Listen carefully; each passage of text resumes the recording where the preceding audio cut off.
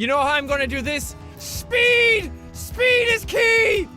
Hey guys, my name is Graham Johnson. Welcome back to Tabletop Glory, and today we're going to be talking about cannon fodder and bullet sponges when it comes to wargaming, and why speed is key when it comes to painting them. Let's get on with the episode.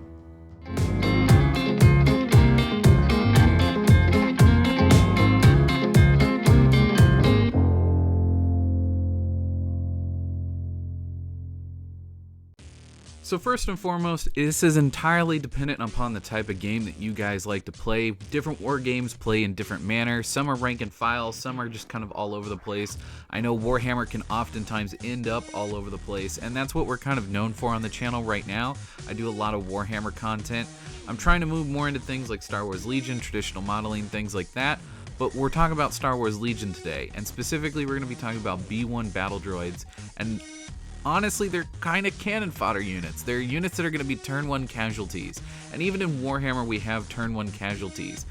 Oftentimes, those models end up being universal, meaning that if someone else is playing the same model as you or the same army as you, and they're fielding those same types of models, those models that are your turn 1 casualties will oftentimes be theirs unless the dice is in their favor. This is just because of the balance of the game. So oftentimes units that are kind of bad get used as bullet sponges, or not necessarily bad units, but really tough, strong units can sometimes be used for bullet sponges to protect what are called glass cannons. If you don't know what a glass cannon is, it's essentially a unit that hits really, really hard, but can't really take a hit. So you tend to protect them with stronger units that maybe necessarily don't deal out as much damage, but can help get that glass cannon into position so that it can do some real damage. Now, if you're wondering why I'm going with the color scheme that I'm going with, even though that's not something that we typically see in the TV show or any of the movies, go ahead and check out my B2 Battle Droid video where I talk about how I'm doing a Sith-inspired paint scheme. I'm going to go ahead and continue that here, and we're going to talk about why I picked certain colors, but most of the details when it comes to my paint scheme are going to be revealed in that B2 video, so if you'd go check that out, it would really mean the world to me. Now, one of the big reasons I end up painting my models this way, at least for the B1s, is because it's a very quick and simple paint job. As you'll see, it's actually going to be a pretty straightforward video, and this is actually inspired by the Geonosian style B1 battle droids that we see in Attack of the Clones. Now, in that case, it had a lot of the Geonosian soil kind of as weathering on those droids, and they tend to be this very brownish red color. I really liked the brown look instead of going with that khaki color that we oftentimes see them painted. And we'll talk a little bit more about some of the other colors that are on there and why when we get to them. Now, to get things started, we want to go ahead and start off with a warm reddish brown. Now, in my case, I'm using Mornfang brown. It has a lot of red in it. I could add a little bit more red to get it closer to that deserty color that the droids actually are in the movie. However, like I said, I really like the kind of off brown color that it ends up as, so we're going to leave it that way. Our next step is to take silver, and we're going to start laying down our base tones for building up that candy apple metallic-y red color that you see on the final product. But for now, we're going to go ahead and we're going to hit everything up with some silver on the places where we're going to be laying down our base tone for our candy apple metallic red. And we're going to go ahead and hit that strip on the backpack. Don't forget to get the inside lip of the backpack as well. We're going to go ahead and paint the antennas now, and that will stay silver. We're also going to want to paint the dome of the head, as that's going to be that metallic red as well. Now, with the commander units, I ended up using metallic gold, and we'll talk about that why I did it that way when we get around to doing it later on in the video. Fun fact about the B1 battle droids, they're kinda dumb, and that's not necessarily a fact that any of us who have seen the movies or the TV shows need to know, but the early generations one actually have a really good reason for why they're kinda dumb. And that's because they had to use a central computer from somewhere, whether it be on the planet or in orbit or whatever, to relay as much information as possible, as their computers that were on board their systems really weren't meant for handling things like battles. In my mind, I think the B1s were originally intended to be used more like a factory worker in hostile conditions where sentient life may not have been the best choice to have sent there, or perhaps even just manual labor jobs that needed to run 24 hours a day. They were never really meant to be a battle droid, they just ended up becoming a battle droid because they were regularly available en masse and they were super cheap. Now when it comes to the weapons that are being held by the droids, I'm using Vallejo gunmetal, and that includes things like the rocket launcher. Now there is no real rhyme or reason as to why I'm choosing the locations of the colors on the rocket launchers. I'm not following any box art or reference material here. I'm just trying to use the colors that I want to use on my army, and I'm trying to make it look as good as possible. So although I do use candy apple red on other places on the model, on the rocket launcher the tip of the rocket is the only place that ends up getting painted red, and I don't use a candy apple red as it makes no sense to use expensive paint on munition.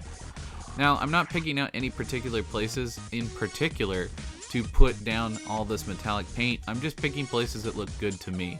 In my case, I'm painting the majority of the front of the barrel, I'm painting the handles for the rocket launcher, I'm painting the sight, and I'm painting some of the extra little greeblies that are on the back end. Another fun but kind of morbid fact is, despite how stupid the droids were, their overwhelming numbers, you just can't deny it, especially in their first introduction with the Battle of Geonosis, where we really got to see them en masse. Now, yes, they were backed up by the B2s and several other battle droids as well. However, when you really start to take in the death toll that the clones suffered, it's about 100,000 clones between MIA and complete casualties or deaths altogether. There was approximately 192,000 clones were deployed on that battle, and as a direct result of that, having 100,000 losses is an incredible number. And I can't help but think that the humble B1 battle droids were more instrumental in that just because of pure firepower alone that came from their pure numbers, as there would have been way more of them on the battlefield than any other droid. Now I'm gonna have to apologize as some small portion of footage was lost. It was recorded, however, unfortunately, I just had a glitch in the camera and we lost the footage. On the commander units, there are two that come in the pack. I ended up painting the tops of their head in gold. This is for two reasons. Number one, it follows along with my original paint scheme of trying to bring gold into things to represent Sith colors. And number two, we oftentimes see the commander units painted with yellow to help identify them in a crowd. I wanted to continue that tradition since gold is yellow, and it also worked out well for me to continue through my paint scheme. So that was why those two units ended up getting painted that way. You'll also see one unit that seems to be chopped off at the kneecaps that was also painted that way. That's because he actually belongs in the cupola on one of the droid tanks. And I'm going to be painting that one very soon, so I figured I might as well go ahead and get him done now while I was doing everything else. Now I wanted to ensure that I could incorporate the candy apple onto all of my miniatures without having to put them in a place that didn't make sense, and I wanted it to be a bit universal. So since I have the gold on the top of the head in this case and I can't do that candy apple there, I'm going to be doing it on the back. Now however, because I'm doing it on the back on the commanders, well, then that means that we also have to go ahead and put some gold on the back of the non-commanders, just so that we kind of have that same color scheme and some unison across the army. Now in my previous video with the B2s, I showed you how I do candy apple red using Tamiya paints. In this case, we're not going to be doing that as I know not everybody collects Tamiya paints. However, a lot of people do collect Citadel, and Citadel has contrast paints, and we're using Blood Angel Red contrast. And what that's going to do is it's basically going to create this beautiful metallic red, and it is very borderline candy apple depending on how thick you put that coat of paint on. Now if you want more of a true candy apple, you should be putting this on top of gold, but in my opinion at this small a scale, it's very dark and it's not as noticeable. Going for more of a metallic red ends up working better in the long run to sell the candy apple effect, at least in my personal opinion. One of the last little details we're going to go ahead and pick out is the restraining bolt. Now typically you would want to pick this out with silver. With my paint scheme against Sith colors, we're going to be using gold. It's just going to be a nice little pop of color right on the chest, especially considering the warmer tones of brown that we're using already. It's going to be more complementary. Many of us may be familiar with seeing restraining bolts used oftentimes on droids throughout the entire Star Wars franchise, but it genuinely does what it says on the tin, and stops the droid from making any of its own decisions without it being commanded by a master.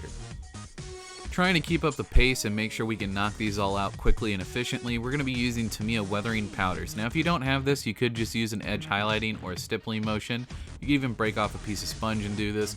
But now we're going to go ahead and we're going to put little silver streaks kind of on all the wear and tear places on the model. I'm going to talk a little bit more about exactly where I'm putting that, but essentially this is just to kind of make high traffic areas look a little bit more worn and make it look like the droids have maybe seen a little bit more than just their first day of combat. Now I'm typically going to be picking out a lot of the leading edges, meaning things where if they bump into tables and chairs, or perhaps maybe they take a tumble and fall down, those are places that are going to be rubbing against the ground or other terrain and taking a lot of paint chips.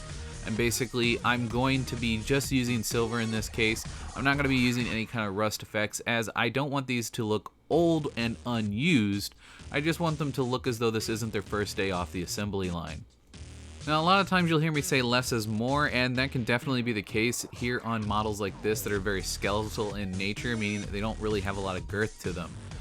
However, you also want to keep in mind that if you're doing a little bit on the outside, you want to do a little bit on the inside. And what I mean by that is if you put a little bit of scratch and tear on the outside of the legs, you also want to do it on the inside of the legs as well, because that can also help to make it look out of place if you forget to do that. So if you do a little bit on the inside and you do a little bit on the outside, you'll be okay.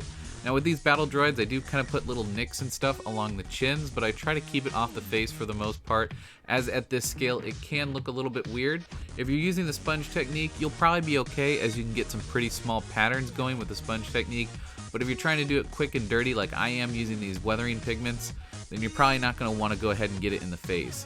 Now, if you want to take this one step farther, you can use a stiff bristle brush, and you can go ahead and use that to apply this weathering pigment, and you can do that a little bit faster than you would if you just took silver paint.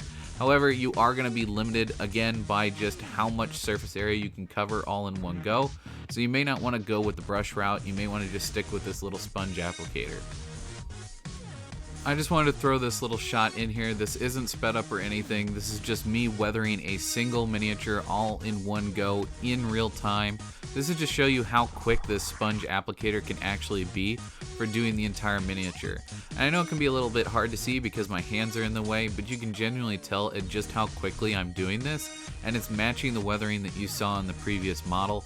This really is a fast and simple way of doing things, and it's way faster than what you would be doing if you were doing this with a brush.